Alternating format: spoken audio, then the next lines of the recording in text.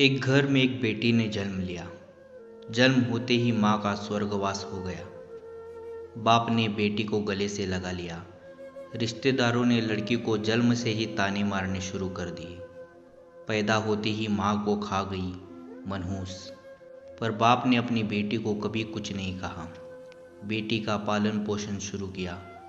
खेत में काम करता और बेटी को भी खेत ले जाता। काम भी करता और भागकर बेटी को भी संभालता। रिश्तेदारों ने बहुत समझाया कि दूसरा विवाह कर लो, पर बाप ने किसी की नहीं सुनी और पूरा ध्यान बेटी की ओर रखा।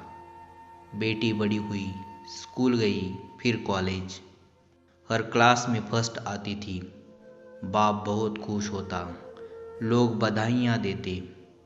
बेटी भी अपने बाप के साथ खेत में काम करती थी। फसल अच्छी होने लगी। रिश्तेदार सब देखकर चिढ़ जाते थे। जो उसको मनूस कहते थे वो सब चिढ़ने लग गए थे।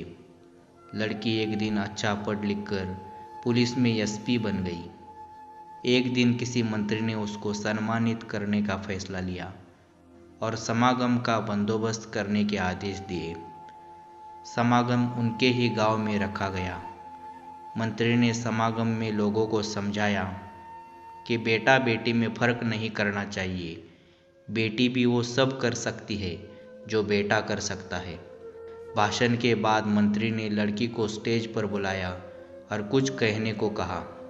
लड़की ने माइक पकड़ा और कहा, मैं आज जो भी हूँ अपने बाबुल की वजह से हूँ, जो लोगों के ताने सहकर भी मुझे यहाँ तक ले आए। मेरे पालन पोषण के लिए दिन रात एक कर दिया।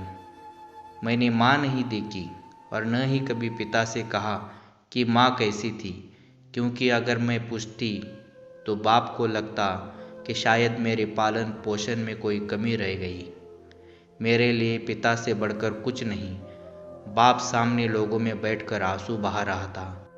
बेटी की भी बोलते बोलते आंखें भर आईं। उसने मंत्री से पिता को स्टेज पर बुलाने की अनुमति ली। बाप स्टेज पर आया और बेटी को गले लगाकर बोला, रोती क्यों है बेटी? तू तो मेरा शेर पुत्र है। तू ही कमज़ोर पड़ गया तो मेरा क्या होगा?